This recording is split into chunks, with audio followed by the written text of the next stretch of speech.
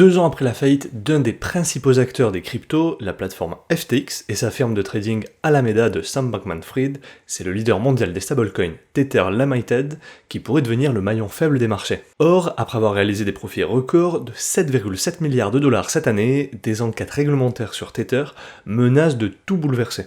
Tether, c'est un nom que l'on entend de plus en plus dans le monde de la finance et de la crypto-monnaie, avec des résultats impressionnants et une capitalisation de plus de 120 milliards de dollars pour son jeton phare, l'USDT. Tether s'est imposé comme une figure incontournable à tel point que son stablecoin est devenu l'un des piliers du marché crypto. Mais cette réussite attire aussi l'attention des régulateurs et soulève de nombreuses questions. Pour rappel, Tether est un stablecoin, c'est-à-dire une crypto-monnaie dont la valeur est adossée à celle du dollar américain, pour offrir une stabilité que l'on ne retrouve pas dans la plupart des autres crypto-monnaies. En théorie, chaque USDT en circulation est soutenu par un dollar réel ou un actif équivalent, garantissant ainsi aux investisseurs et aux plateformes crypto un moyen stable de transférer de la valeur sans passer par les banques traditionnelles. Mais ce succès est fragile. Dans un marché crypto où la volatilité règne, Tether, avec sa promesse de stabilité, suscite autant de confiance que de méfiance. Si tout se passait bien, Tether serait une solution idéale pour maintenir un équilibre dans le marché des cryptos. Mais les autorités commencent à s'interroger sur la véracité de ces réserves et les risques potentiels pour le système financier. Que se passe-t-il réellement ? Quelle est cette dualité qui pourrait tout remettre en question ? Tether, acteur de stabilité ou bombe à retardement pour le marché crypto et les marchés financiers de manière générale, c'est précisément ce que nous allons découvrir aujourd'hui dans cette nouvelle vidéo.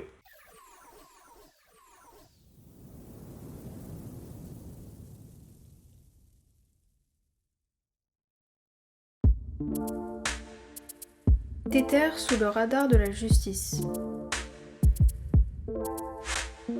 Bonjour à toute la communauté et bienvenue pour une nouvelle vidéo, je suis Mathieu Faraco de la chaîne Libre et Riche. Le leader des crypto-monnaies stables aux États-Unis, Tether, est dans le viseur du département américain de la justice. Or, si elle venait à être bannie du marché américain, elle pourrait entraîner dans sa chute les marchés financiers et faire littéralement trembler Wall Street. En réalité, si l'on devait définir cette crypto-monnaie, on pourrait dire sans l'ombre d'un doute que Tether est un compte en dollars américains qui échappe à la réglementation bancaire américaine. Le token fonctionne comme des dollars, sauf qu'à la différence du reste du système en dollars, il n'est pas soumis aux caprices du gouvernement américain. Et quels sont les acteurs qui peuvent être intéressés par l'utilisation du dollar sans être soumis aux caprices du gouvernement américain ? Eh bien précisément la Russie et les pays non alignés avec les États-Unis. Or, Tether a justement proposé ses services aux entreprises de négoce de matières premières pour financer le commerce mondial. Bien sûr, le problème de ce modèle, c'est que le gouvernement américain aime que le système financier en dollars soit soumis à ses décisions. Et même si on parle de caprices entre guillemets, certains de ces caprices incluent ne pas financer notamment le terrorisme. Quoi qu'il en soit, le Wall Street Journal rapporte que le gouvernement fédéral enquête sur la société de crypto-monnaie Tether pour d'éventuelles violations des sanctions et des règles anti-blanchiment. Le Trésor, quant à lui, envisage de sanctionner Tether en raison de l'utilisation généralisée de sa crypto-monnaie par des individus et des groupes sanctionnés par les États-Unis, comme notamment le Hamas et des trafiquants d'armes russes. Il faut savoir que Tether est le stablecoin le plus utilisé au monde, avec jusqu'à 190 milliards de dollars traités chaque jour, et à en croire ces dernières données, les résultats financiers de Tether pour le 3e trimestre 2024 sont impressionnant. L'entreprise a déclaré des bénéfices de 2,5 milliards de dollars rien que pour ce trimestre, portant ses profits annuels à un record de 7,7 milliards de dollars. Cette performance n'est pas seulement exceptionnelle pour une entreprise crypto, mais elle place Tether parmi les grandes entreprises du secteur financier, rivalisant même avec certaines institutions bancaires. Mais alors comment Tether atteint-il de tels chiffres ? En grande partie grâce au placement de ses réserves en bons du Trésor américain. Avec une exposition de 105,2 milliards de dollars dans ses titres à court terme, Tether profite des rendements générés par ses investissements, d'autant plus attractifs dans le contexte actuel de hausse des taux d'intérêt. Ces bons du Trésor offrent une sécurité relative et permettent à Tether d'engranger des revenus considérables sans prendre de risques excessifs. En plus de ses placements en bons du Trésor, Tether diversifie ses réserves avec de l'or, générant ainsi des gains sur cette précieuse réserve, d'autant plus dans un contexte où le prix de l'or s'est envolé cette année. Sauf qu'il faut savoir qu'il s'agit d'un modèle que peu d'autres stablecoins adoptent à cette échelle. Pour les détenteurs d'USDT, ces résultats financiers ne sont pas anecdotiques, et ils montrent à quel point Tether a su s'intégrer dans le marché financier traditionnel, offrant un niveau de sécurité et de rentabilité pour ses utilisateurs. Contrairement à d'autres stablecoins comme l'USD Coin ou USDC ou Binance USDC pour le BUSD, qui peinent parfois à suivre cette dynamique, l'USDT reste attractif grâce à ses importantes réserves et à sa capacité de capitaliser sur des placements rentables. Cependant, cette question de la stabilité et de l'attractivité est à double tranchant. D'un côté, ces résultats peuvent rassurer les détenteurs d'USDT sur la solidité financière de Tether et sur sa capacité à garantir la stabilité de sa valeur, mais d'un autre côté, les régulateurs se demandent si ces milliards de bénéfices générés dans un secteur en constante évolution ne masquent pas d'éventuels risques sous-jacents. Alors peut-on vraiment se fier au succès financier du Tether comme gage de sécurité, ou bien ce succès pourrait-il masquer des vulnérabilités particulièrement en termes de transparence et de gestion des réserves? Ces résultats financiers posent finalement autant de questions qu'ils n'apportent de réponses, ce qui nous conduit directement aux préoccupations grandissantes des régulateurs. Les enjeux réglementaires et risques. L'un des aspects les plus sensibles de l'actualité autour de Tether concerne les enquêtes réglementaires potentielles auxquelles l'entreprise pourrait faire face. Les régulateurs se préoccupent notamment de possibles violations de sanctions internationales et de manquements aux règles de lutte contre le blanchiment d'argent. Ces accusations, bien que non confirmées officiellement, remettent en question la solidité et la transparence de l'entreprise. D'ailleurs, Paolo Ardoino, le PDG de Tether, a répondu publiquement à ces rumeurs en niant fermement qu'une enquête soit en cours. Selon lui, l'entreprise respecte les réglementations en place et se conforme aux lois internationales. Ardoino affirme également que Tether reste transparent avec les régulateurs et que toute allégation de blanchiment d'argent ou de violation de sanctions est sans fondement. Cette prise de position est censée rassurer les détenteurs de l'USDT, mais dans un marché souvent marqué par la volatilité, cela suffit-il vraiment ? À cela, il convient également de prendre en compte la nouvelle réglementation MiCA au sein de l'Union européenne qui pourrait porter un double coup aux stablecoins tant qu'ils ne seraient pas conformes.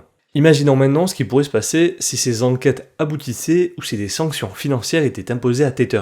Le cas de figure pourrait être particulièrement inquiétant pour les utilisateurs. Des restrictions réglementaires pourraient freiner les activités de Tether, voire mettre en péril la stabilité de l'USDT lui-même, car une enquête de cette ampleur pourrait éroder la confiance des investisseurs. Et ce ne serait pas la première fois que des stablecoins subissent des pressions de la part des autorités. Par exemple, le BUSD, l'un des stablecoins de Binance, a été contraint de se retirer de certains marchés suite à des interdictions réglementaires.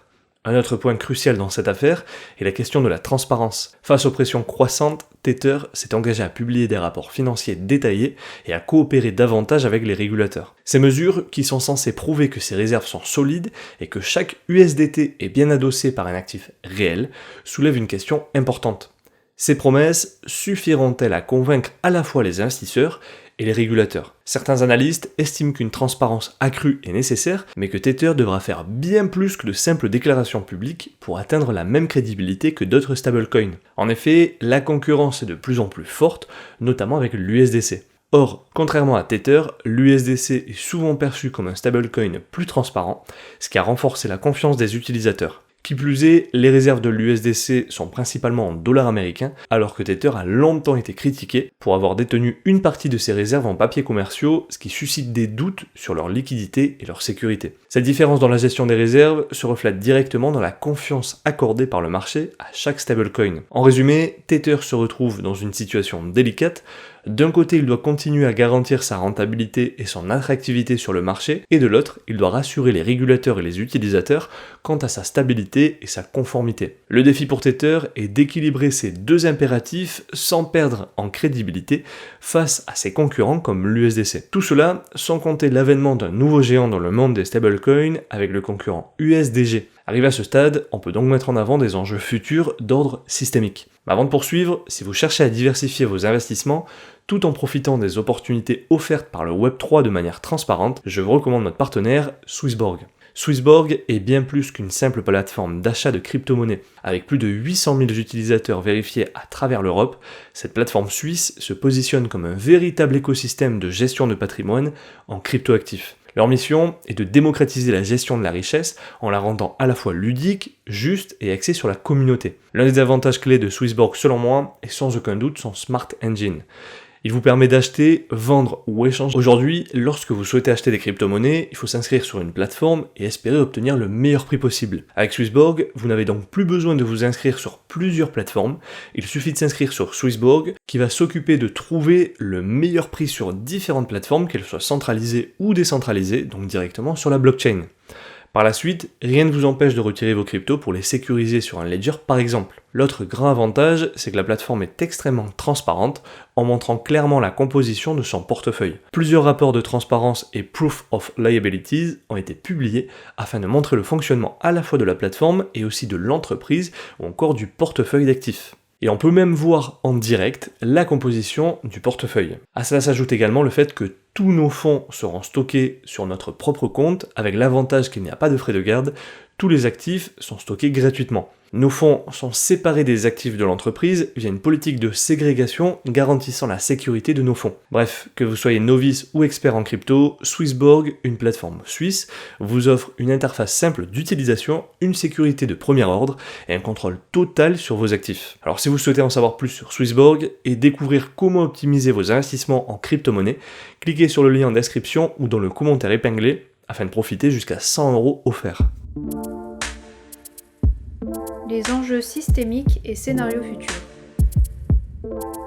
Les stablecoins, et Tether en particulier, occupent une place centrale dans l'écosystème des crypto-monnaies. La question qui se pose est donc de savoir ce qu'il adviendrait si Tether venait à perdre la confiance des utilisateurs ou à être interdit. En tant que stablecoin le plus largement utilisé, toute perte de crédibilité pourrait déclencher un effet domino sur le marché, et si Tether était effectivement banni du marché, il est très possible que beaucoup de détenteurs de sa crypto voudraient rapidement convertir leur stablecoin en dollars. Mais voilà, pour pouvoir rembourser tout ce petit monde, Tether sera alors obligé de vendre de la dette américaine qu'elle a en très grande quantité dans son portefeuille, soit l'équivalent de 100 milliards de dollars. Ça entraînerait une chute des prix, bref, un crack obligataire. Tether serait obligé de vendre une partie de ses 5,6 milliards de dollars en bitcoin qu'elle détient et ferait probablement prolonger le cours de cette autre crypto-monnaie. En d'autres termes, pour la première fois, le crack d'une crypto pourrait provoquer une crise plus générale sur les marchés américains traditionnels. Ce serait un coup dur pour l'ensemble du marché crypto qui repose en partie sur la stabilité que les stablecoins apportent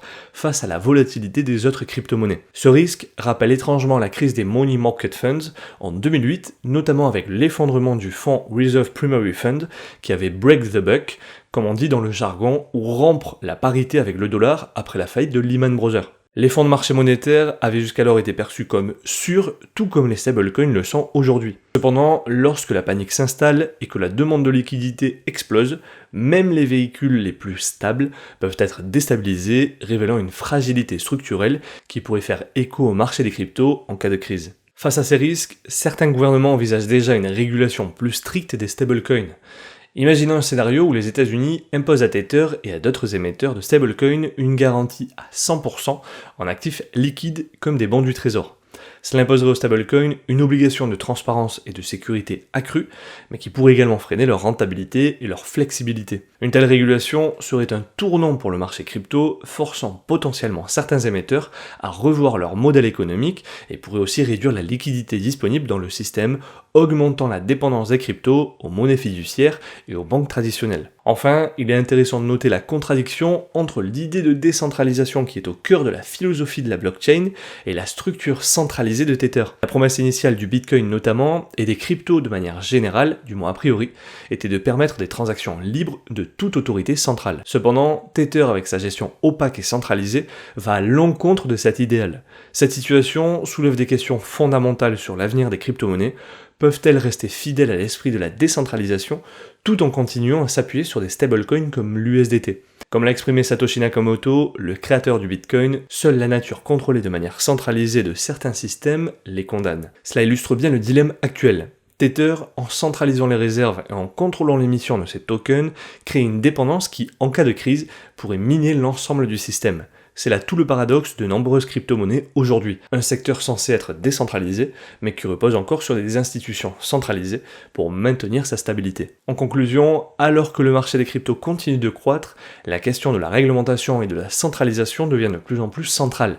Tether est à la fois un pilier et un point de fragilité de cet écosystème. L'avenir nous dira si les crypto-monnaies parviendront à s'émanciper de cette dépendance ou si elles resteront liées aux acteurs centralisés comme Tether, au risque de compromettre leurs promesses de décentralisation. Évidemment, il convient de rester conscient que Tether n'a rien à voir avec d'autres crypto-monnaies comme le Bitcoin notamment. Pour résumer, Tether se trouve aujourd'hui dans une position complexe. D'un côté, ses performances financières sont impressionnantes, avec des bénéfices records de plusieurs milliards de dollars, ce qui pourrait rassurer ses détenteurs quant à sa stabilité. De l'autre, les défis réglementaires et les incertitudes sur la transparence de ses réserves soulèvent des questions. Ce n'est pas seulement une question de profit, mais aussi de confiance, et cette confiance est essentielle pour la stabilité de l'ensemble du marché crypto. Alors les stablecoins comme Tether sont-ils réellement aussi stables qu'ils le prétendent, ou bien leur solidité repose-t-elle sur des fondations plus fragiles qu'il n'y paraît? Avec les récents débats et les possibles régulations à venir, il est peut-être temps de repenser notre vision de ces stablecoins. Et toi, penses-tu que les stablecoins comme Tether sont fiables? Quels sont selon toi les risques que nous devrions surveiller? N'hésite pas à me le faire savoir dans les commentaires sous cette vidéo. Comme tu le sais, nous les lisons tous et répondons à chacun d'entre eux. Si tu as trouvé cette vidéo intéressante, n'oublie pas de la liker et t'abonner à la chaîne et d'activer la cloche pour ne manquer aucune de nos nouvelles publications. Souviens-toi que l'on reste en contact sur Instagram, TikTok et LinkedIn, et rappelle-toi que la différence entre ce que tu es et ce que tu veux être réside dans ce que tu fais. Deviens libre et riche.